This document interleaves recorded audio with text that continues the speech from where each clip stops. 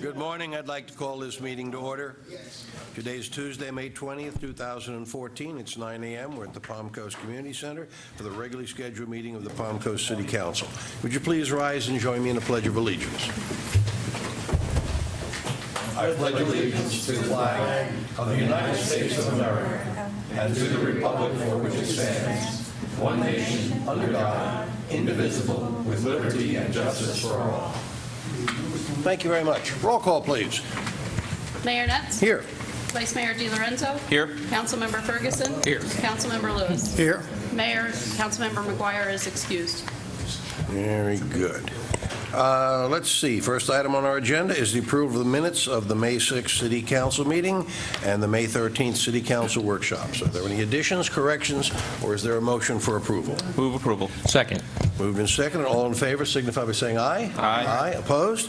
Motion carries without objection.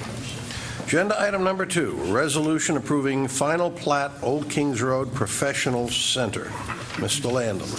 Mayor, City Council, this is one of many you're going to see. We've got a number of new development proposals coming through, including the horizontal type development, meaning utilities, streets, et cetera, and the platting. And this is one of those examples, and Constance is going to make the presentation for you. Thank you, Mr. Landon. Good morning, Mayor. Good morning, Vice Mayor and council members. I'll begin the meeting by presenting a final plat, as Mr. Landon had stated, application number 2450 for Old Kings Road Professional Center subdivision. The property is located in across the street from the Hidden Lake subdivision, and more specifically, it's west of Old Kings Road, and it's east of I-95 and north of Lehigh Canal and Town Center Boulevard. The future land use of the property is mixed use, and it has a unique zoning designation because there's 2 zoning districts on the property. The northern part of the property is general office, and the southern part of the property is general commercial. However, the plat property lines were configured to meet the boundary lines of those zoning districts.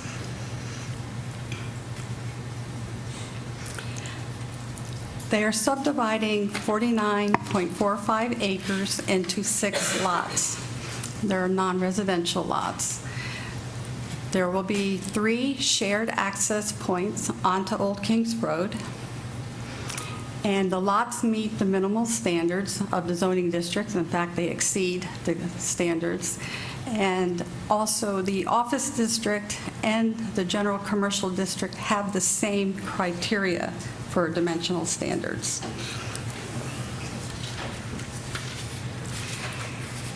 This is a depiction of the plat. There's a lot of detail here, but I will just generally go over a few aspects of it. The southern portion of the property is being subdivided into 4 lots within the general commercial zoning district.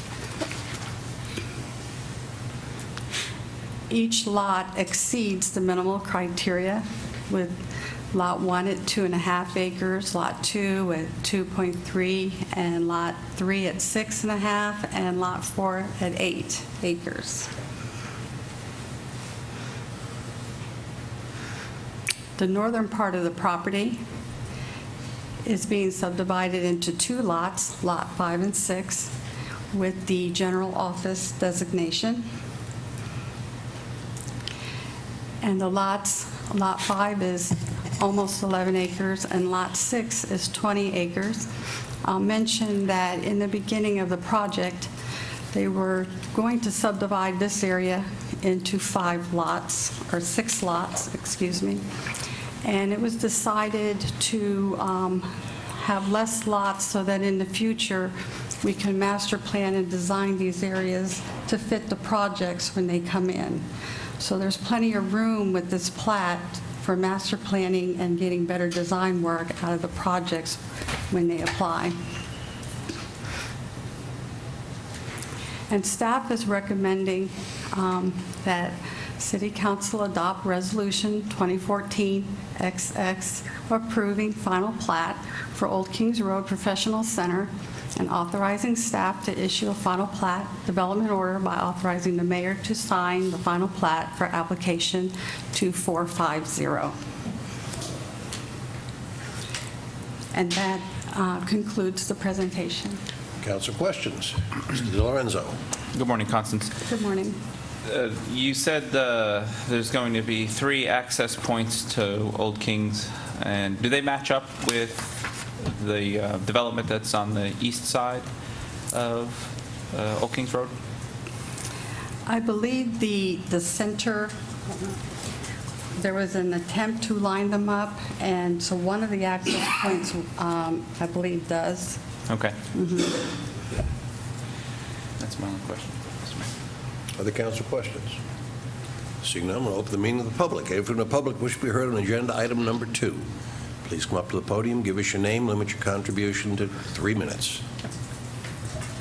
Jack Calapancos.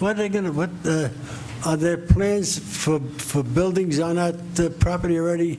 And how many buildings per acre? Now, are we going to go close, dense, or are we going to have a little room in between some of these properties? But I was just wondering how many buildings they're deciding on. We'll get an answer. Next speaker. Who's it? Well, you never could tell. Mr. McCarthy might have something to offer. Or Gretchen might, or... Well, seeing no one else approach the podium, we close the public portion of the meeting.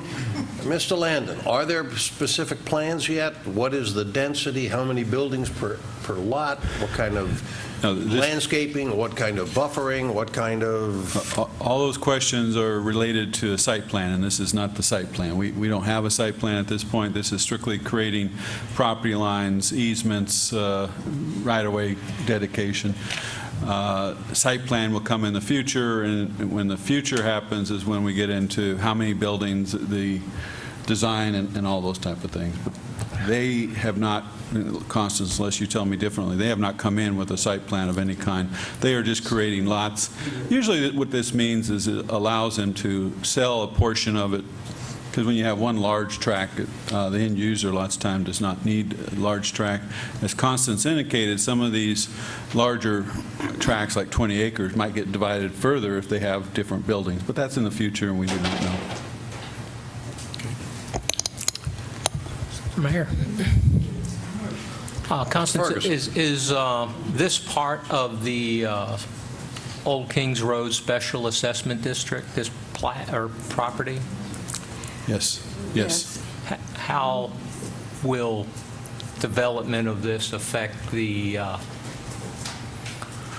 repayment of the utility fund loan? Well, the special assessment and is based on property value, like any property tax. So if they go vertical and build buildings, that increases the value, and then that would increase the property taxes, including the special assessment that would go to the district and therefore pay off the loan. Also, that when they go vertical, they would pay transportation impact fees, and those transportation impact fees would go towards paying off the loan and future improvements to the street in front of this project. So this is a first step in starting to see some activity in that area, and activity in that area would be what drives the district to repay the loan and then also complete the project. So it's good news from that point of view, although the timing is undetermined at this time as to... This is a good first step, but this isn't exciting. It's when they go vertical. It's when the site plan comes in and they want to go vertical. It's really good news. Thank you. Other council additional questions, comments, or a motion? Move approval of agenda item number 2, a resolution approving final plat of Old Kings Road Professional Center. Second. Moved and seconded. All in favor signify by saying aye. Aye. Aye. Opposed? Motion carries without objection. Agenda item number 3, a resolution approving a contract with P&S Paving for the 2014 street resurfacing program. Mayor, City Council, this is our annual resurfacing program. We have $1 million in the budget. It's under that. Richard, do you have the short presentation that we did last time, or? No, They're going to put asphalt on top of streets. Right. Yes. Basically, we have about 31 streets with minor lengths, usually about 1,200 feet. And then the section of Belterre from Royal Palms down to State Road 100, and a small section of Old Kings Road south of Town Center. That's about all that's in this particular one. If anybody wants to see the list, council members have it in their agenda package, so we'll be happy to share it with you. And we will also have it on website. And then before we start work on streets, we notify residents. And PNS is the low bidder, and we've worked with them before. They're very attentive to the resident issues, so we're very pleased with them as a contractor. Council questions? Seeing none, open the meeting to the public. Any in the public who should be heard on agenda item number 3, contract for paving or repaving.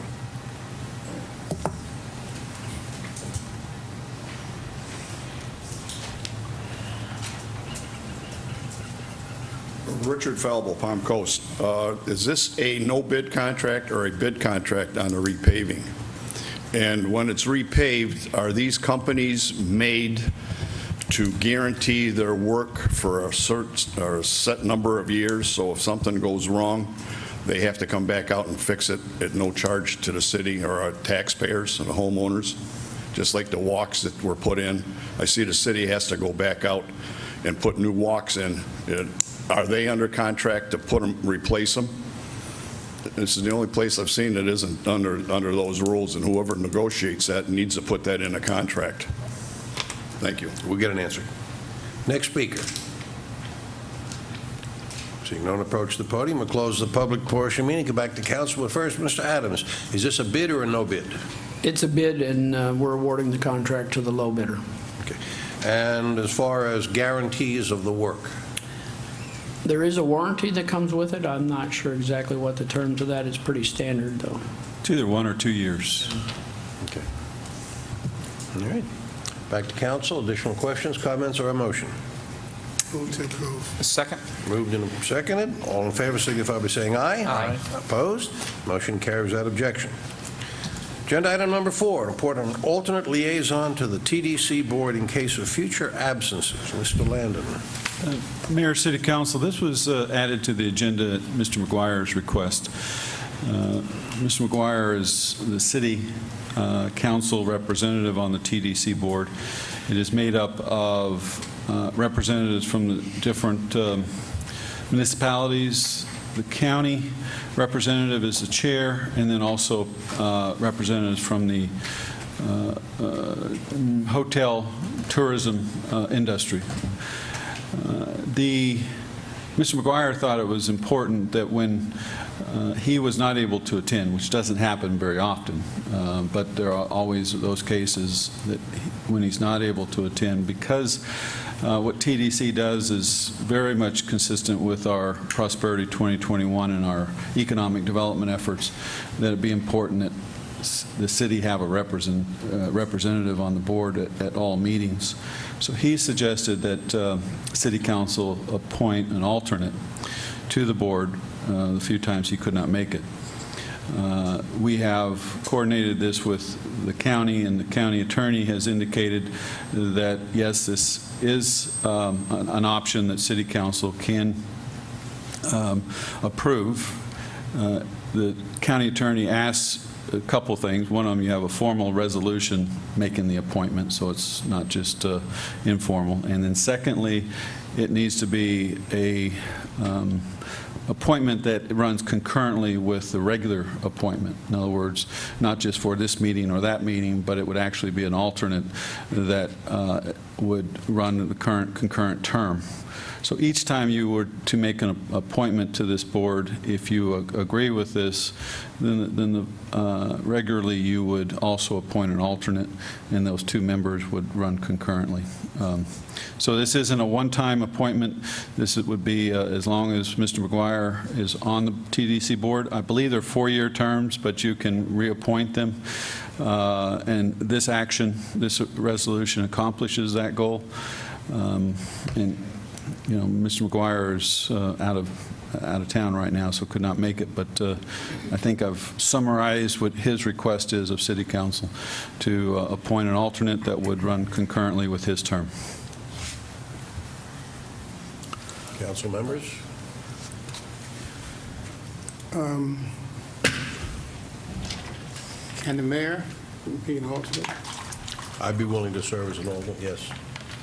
Since Mr. DiLorenzo has graciously taken over the Transportation Planning That Organization. freed up some time for you? Yeah, a little bit.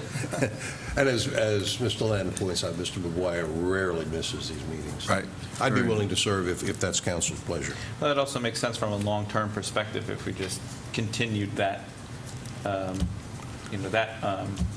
way of doing it. If the mayor was always the alternative, that would kind of solve it long-term as well. Good. Is there a motion to that effect? I move, mayor be our alternate. Second. Moved and second. All in favor signify by saying aye. Aye. Aye. Opposed? Motion carries that objection. And I think I said resolution, but just the appointment. We don't do resolutions for appointments, so we'll just do the part of the minutes and let them know. I was under the impression they want a resolution. I actually have to send the county a letter that says that we appointed an alternate. Right. All right, as long as it's in writing. As long as it's formal, and a formal action by City Council, Correct. yes. This brings us to the consent agenda. Items 5, 6, and 7. This is an opportunity for the public, if there's anything you'd like to have removed from the consent agenda, or if you'd like to comment on any of the items, I'm going to give you the opportunity to do so before we ask council if they want to remove anything. Anyone from the audience? Seeing none. Council members, agenda items 5, 6, and 7. Anyone wish to remove anything from the agenda? No, thank you. If not, is there a motion to approve as submitted? Move approval. Second. Moved and seconded. All in favor signify by saying aye. Aye. Opposed? Motion carries that objection. This brings us to the public participation portion, meaning the opportunity for the public to speak on anything that is not on today's agenda. Please come up to the podium, give us your name, and limit your contribution to 3 minutes. Jack Howell, if the city decides to do away with the red light, and the counties and the state says no, can they do that? Can the state say, no, you have to have the red lights system, or can you just say, no, we don't want it anymore, and that's the end of it? Because if you say no, the state loses a lot of money. So I wonder if they could stick their 2 cents in. We'll get an answer for you, Jack, as best we can. Next speaker. Richard Felbo, Palm Coast. Seeing how politicians are the only people in the world who create problems and then campaign against them. Right, John? Huh? Red light cameras? Charlie Crist, Attorney General, against red light cameras until he decided he was going to run for Senate, and then he mustered up his troops, got all the red light camera companies in the state for donations to his campaign fund. When does this issue come up? Every time there's a re-election time.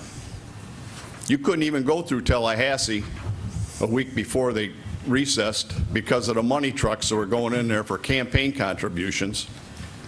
Then they went through the state because city councils brought it up again. What I'd like to know, and I'm going to ask this question and I'd like answers, did anybody here receive anything from ATS ever as far as lunching, dinners, tickets, monies for campaign funds? That's including the city manager. It would be interesting to find out an honest answer. Not only that, that lame answer you just give about the warranty on the work. Why are we paying for Belterre to be repaved? How many years do they warranty that for? Do they have just the tail light warranty on it? When they drive away, the warranty's over? That's lame. Not only that, you people in the city council and the city manager are the ones that put these red light cameras in the city. Or pardon me, let the camera company, ATS, put them in the city and put them where they wanted to. Then they've got the guy in the pickup truck sitting over there every day somewhere timing lights. It's a pleasure to drive in other cities where you go through intersections where they have ample ambers. Not like this city. It's a race through the intersections. You got seniors, super seniors that drive slow. And then you sit here and you issue citations. I'm glad we had 2 judges in Bunnell that stand up for our rights. This is unconstitutional. You're guilty until you prove yourself innocent. That sounds like somebody from Washington. When is this going to come to an end here? It's got to come to an end. And you are going to protest raising the cost of the ticket from $158? Why? You caused the problem, along with the council and along with the people in Bunnell on the commissioners. It's wrong. This is thievery. You're aiding and abetting a criminal activity in corporation. Do you realize that Goldman Sachs, the biggest criminals on Wall Street, and Warren Buffett give ATS close to $100 million? And the CEO and his cronies took big bonuses as soon as they got the money. That's wrong. They're stealing from us. How many tickets have been dropped from the city? Thank you, sir. Thank you. And I'd like answers on that. Next speaker. Next speaker. Seeing no one approach the podium, we'll close the public portion of the meeting. The first question was, if the city or any city were to decide to do away with red light cameras, could the state mandate them? I'll let Mr. Reichman comment after I comment. We have seen time and time and time again the Florida legislature introduce itself into what is supposed to be home rule. My suspicion is if they wanted to, they probably could. But Mr. Reichman, would you care to comment? Current status of Chapter 316, which is the Mark Wendell Act, which establishes a statewide or authorizes throughout the state of Florida red light cameras in local governments, does not mandate them. And once acquired, once a system is put in place, Chapter 316 does not mandate its continuation. So if any city, including not limited to the city of Palm Coast, chose not to continue with the red light camera system, they would have the discretion without the state saying no. I understand that, but since the state has control of state roads, I suspect that if the state were next session to introduce legislation requiring red light cameras on state roads, they probably could do so. But under the current status of law, no, they could not. That is correct, Mr. Mayor. Okay. Now we come to the second set of questions, and I'll go down the line. Council members, have you received anything of any value at any time from ATS? Mr. Lewis? Nope. Mr. DiLorenzo? Nope. Mr. Ferguson? No, I haven't. Mr. Landon? No. Mr. Reichman? I have not. And I have not. And just for the public to know, please understand that for all elected officials, Chapter 112 of the Florida statutes would require that any donations, any monies, any in-kind contributions would have to be reported in writing and recorded in the public records in the state of Florida. To the other comments about who created the problem, I would submit to you that it's the careless drivers, the inattentive drivers, the drivers who exceed the speed limit, who don't maintain a safe distance between them and the car in front of them. They're the ones that caused the problem, not the city council, not the red light cameras. And as far as the yellow light timing, I have reviewed this a number of times. Every traffic signal in the city of Palm Coast, whether or not it has a red light camera with it or not, meets or exceeds the state timing for the duration of the yellow signal. The gentleman talked about speeding through an intersection, and therein lies the problem. When a light turns yellow, you are supposed to begin slowing down in preparation to stop, not speeding up to try to get through the last couple of seconds. I think that answers all the questions. Discussion by City Council of matters not on the agenda. Mr. Ferguson, I'll start with you, sir. I don't have anything to offer, Your Honor. Mr. De Lorenzo. Just one. I had received a phone call yesterday from a gentleman in Seminole Woods, and he said that there's been several accidents at the corner of the southern end of Sesame and Seminole Woods Parkway, and where the cars are traveling on Sesame, they get to Seminole Woods, they don't realize that it's the end of the road at T's there, and they go on, straight on, into the woods. And I think one happened a week or so ago. He asked about the possibility of putting up some reflective markers on the other side, just to alert drivers as they come down Sesame and approach Seminole Woods. We'll take a look at it, yes. You've got the ones left over from the dead end of Fleetwood, so perhaps you could use those. Yeah, it's a little different when you're kind of out in a more rural area than when you're in the middle of a residential area. We don't put them up on T intersections every residential street, obviously, but when you're out there in a more rural area and it's dark on the other side of the street, there are times when they're appropriate, and we'll take a look at it. Thank you. Mr. Lewis. Not really.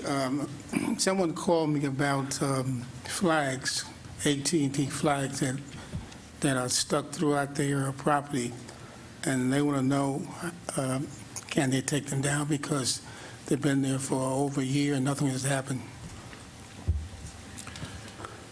I'm assuming this is the locate program of the state, that when they're going to do utility work, they are required, if you're going to do utility work or work in you have to be required to have the things marked. Yes, but I'm going to let Mr. Adams answer that. I would say because after a year, you could probably take them down. Yeah, it really is a problem. State law only allows the person to put the flags in to remove them. So it's kind of like a catch-22 situation. They go out and mark them. They've got so many days, I think it's like 14 days or something like that, that the markings are good for. But the only one really authorized to remove them are the ones that put it there. So it's from a practical standpoint, if after so Hit it many... with your lawnmower way. Yeah, but we can't tell them they can. I think it's just a judgment call. Definitely don't want to take them down right after they go up, because they are there for a good reason. But and then from my point of view, when it was on my property, when I knew the work was finished, then from a practical standpoint, who cares? But puts us in a tight spot as far as us telling people they can remove them, because technically we can't do that. Okay. I have nothing to discuss by city attorney of matters not on the agenda. Nothing to report, Mr. Mayor. Discussion by city manager of items not on the agenda. Very busy right now, but I actually have nothing to report either. Lot going on out there in the community, and that's all I have, Mayor. Mr. Vice Mayor. I move we adjourn. We are adjourned. Thank you for your participation. Thank you.